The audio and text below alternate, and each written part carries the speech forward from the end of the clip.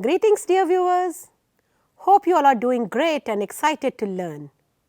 I am Ratna Pathak and today we are going to continue with the chapter The Portrait of a Lady by Khushwant Singh. In the previous class, we learnt about the author Khushwant Singh and we also learnt that this is an autobiographical piece of writing where he draws a pen portrait of his grandmother. Also, we got a bird's eye view of the chapter. Today's targeted learning outcomes are: you will be able to understand the phases of changing dynamics of the author's relationship with his grandmother. Second, appreciate Khushwant Singh's use of phrasal verbs and expressions which add beauty and charm to the text. Third, understand that all relationships are subject to change with time, but for the essential love that binds. Fourth, appreciate the descriptive narrative of an autobiographical account. Dear students, you are already familiar with the first two paragraphs of the story. I hope that you can answer these questions now. Question 1. What words have been used to describe the aging grandmother? And I am sure the answer would be: she was short, fat and bent. Her face was covered with wrinkles. She walked with a stoop and always dressed in white. She was not pretty, but had a divine beauty. The author compares her to a winter landscape, personifying serenity, breathing peace and contentment. Question 2. What do we know about the author's grandfather? And the answer would be: Khushwant Singh describes his grandfather as he was painted in the portrait that was hung above the mantelpiece. He wore a big turban and loose-fitting clothes. He had a long white beard and he looked at least 100 years old. He looked like the kind of person who could have only lots and lots of grandchildren. A quick recap. In the previous class, we learnt that The Portrait of a Lady by Khushwant Singh is an autobiographical account that beautifully portrays the evolving relationship between the author and his beloved grandmother. The author reflects on his grandmother's appearance and the perception of her age. The grandmother has been described as an old woman with wrinkles that have been there throughout the 20 years the author has known her. The presence of the grandfather's portrait, displayed prominently in the drawing room, wearing turban and loose-fitting clothes. He had a long white beard which further emphasizes the elderly image associated with the grandparent. The way the writer describes the grandmother, who held rosary beads in her hand and prayed inaudibly, helps in establishing that the grandmother was religious, peaceful and had a spiritual countenance. The grandmother has been compared to a winter's landscape in the mountains, personifying serenity, breathing peace and contentment. Dear viewers, as already discussed in the previous class, it is important to remember that the relationship of the author and the grandmother was ever changing, and it can be divided into 3 phases. Although the segregation is not marked in the book, it would be prudent to mark up the same in your book as we read. The relationship was in its first phase when they lived in the village. Khushwant Singh's parents were in the city and he was in the village with his grandmother. Now let us read about the first phase, that can also be called the village phase, as they lived in a village in North India at the time. My grandmother and I were good friends. My parents left me with her when they went to live in the city and we were constantly together. She used to wake me up in the morning and get me ready for school. She said her morning prayer in a monotonous sing-song while she bathed and dressed me in the hope that I would listen and get to know it by heart. I listened because I loved her voice, but never bothered to learn it. Now, let us look at some of the words and phrases that the author has used. Monotonous. It means never changing and therefore boring. Sing-song. It is a regular rising and falling rhythm. When put together, it would mean that the grandmother sang her morning prayers in a consistent rhythm. Let's read this paragraph further. Then she would fetch my wooden slate, which she had already washed and plastered with yellow chalk, a tiny earthen ink pot and a reed pen, tie them all in a bundle and hand it to me. After a breakfast of a thick, stale chapati with a little butter and sugar spread on it, we went to school. She carried several stale chapatis with her for the village dogs. Now, some words that would intrigue you are fetch. Fetch means to go and bring. And then plaster. Plaster is to smear something to make the surface smooth. And stale. Stale is no longer fresh. Continuing the description of the morning routine, Khushwant Singh tells us about how his grandmother prepared him for the school.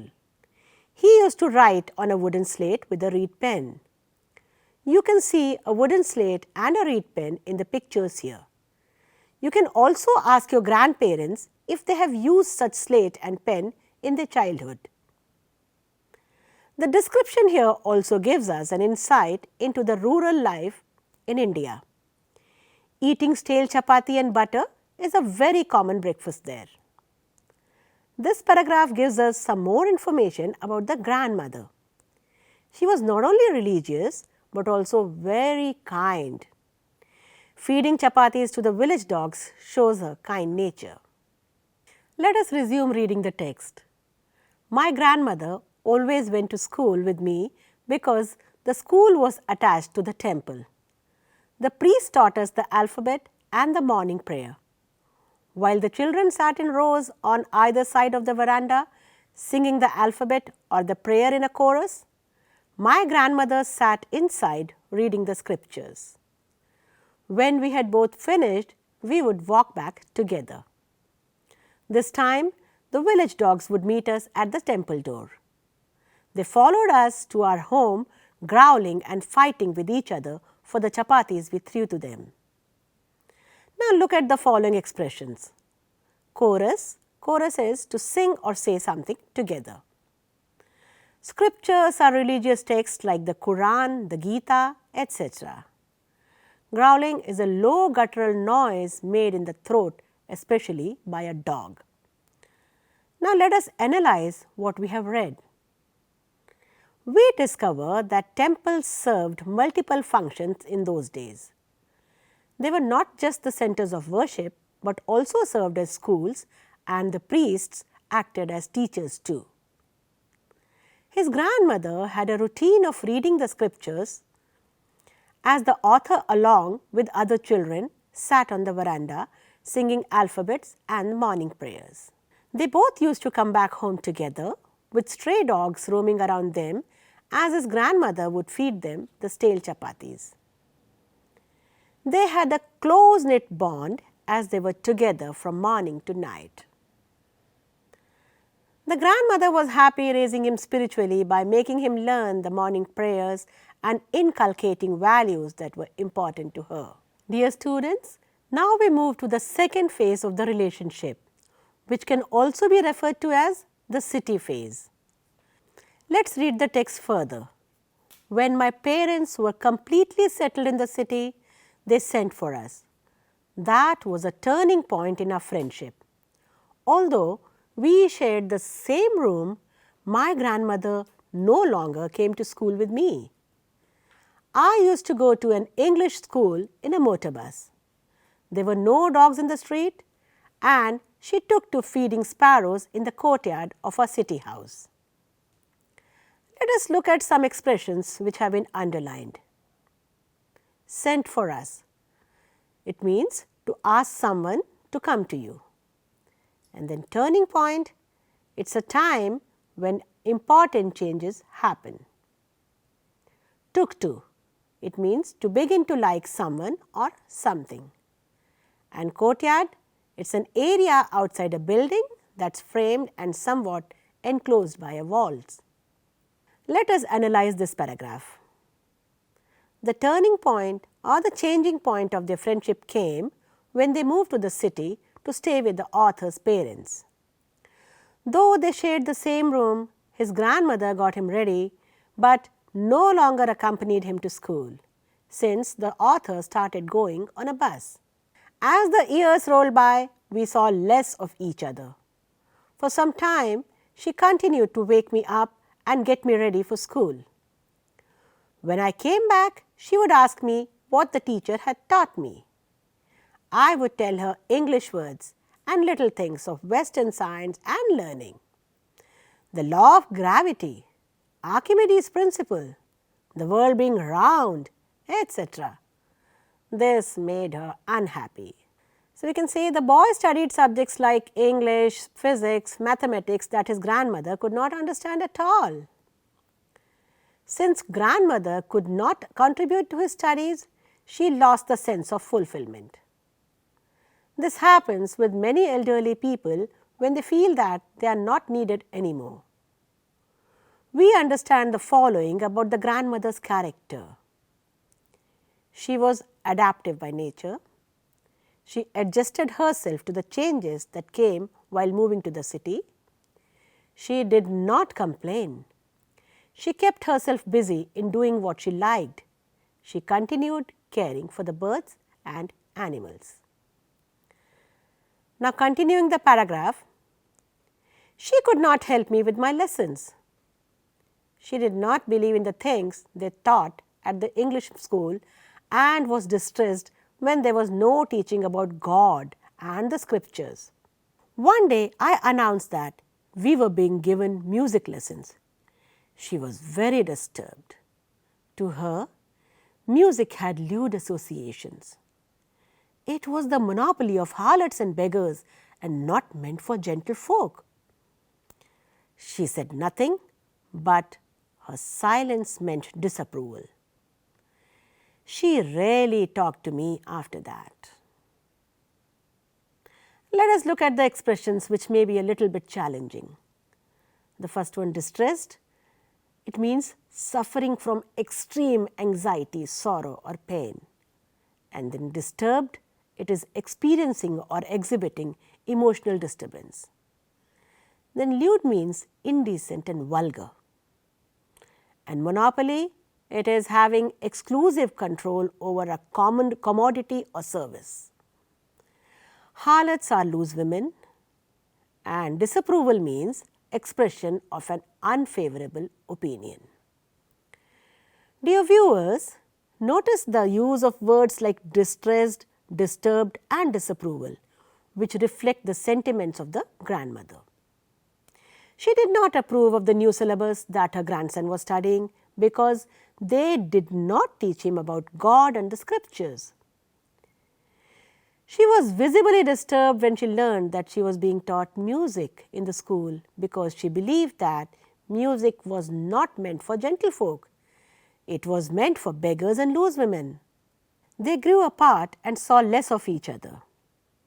This phase of their life shows how relationships change as we grow and how it affects the elders.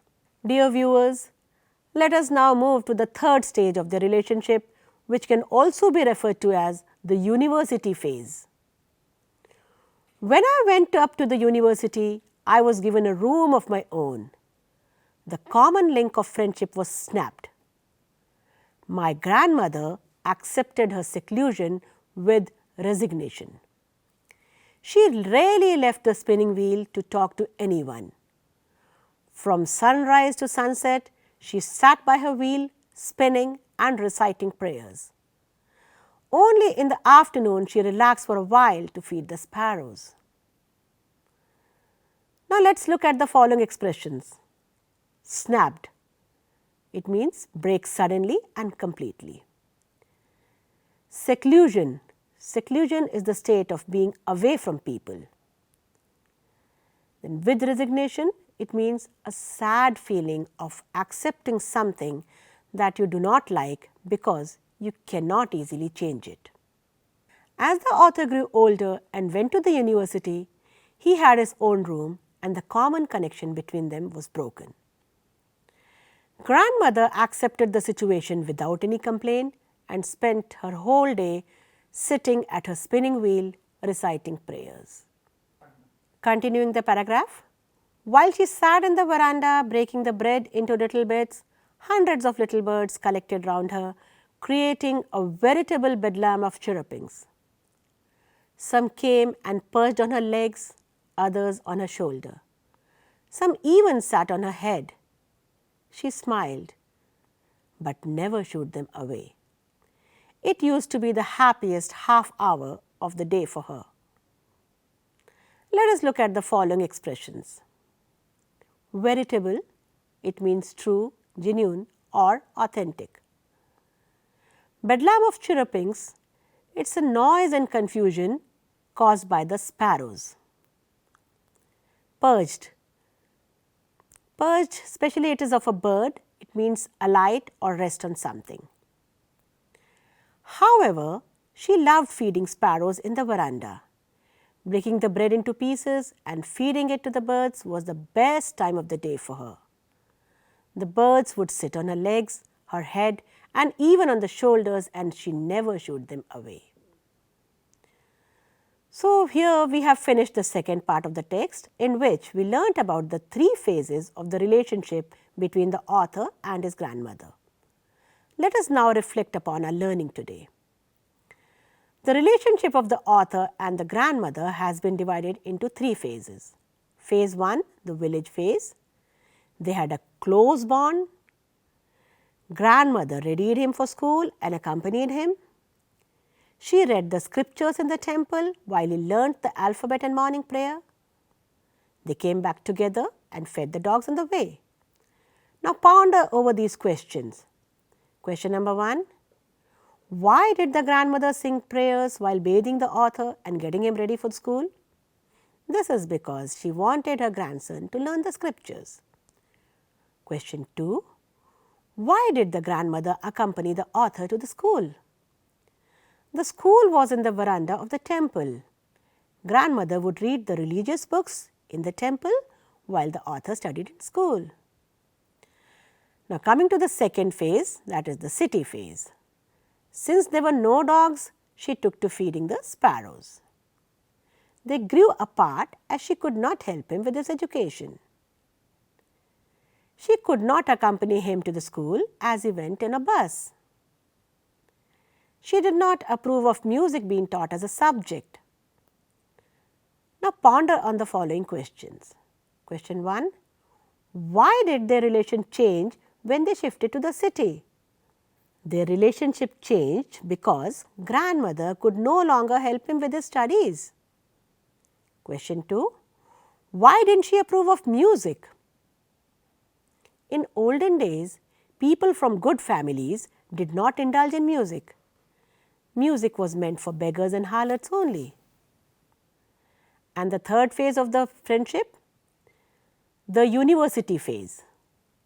The author shifted to a separate room. The common link of friendship was snapped. She accepted the change in silence. She spent her time on spinning wheel, telling beads of rosary and feeding the sparrows. Question 1. What was the common link of friendship which was snapped? Staying in the same room was the common link. This link was snapped when the author grew up and needed a separate room. And the next thing, why was feeding the sparrows the best time of the day for the grandmother? She would forget all her seclusion and loneliness when she fed the sparrows. With this, we come to the end of today's session. Here's a little assignment for you. Question 1. Use the following phrasal verbs in sentences of your own. First is take to, then send for and disapprove of. Second question. Why was the syllabus of the village school different from that of the city school? Does it have something to do with the level of education?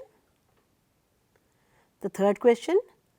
Write a character sketch of Khushwant Singh's grandmother. How is she similar or different to your grandmother? Fourth question. Write a short note in about 200 to 250 words on the changing relationship between you and your best friend in the past 4 to 5 years. I hope you enjoyed today's class. We shall meet again for the next session. Till then, complete the assignment and read the last part of the lesson. Thank you and have a great day ahead.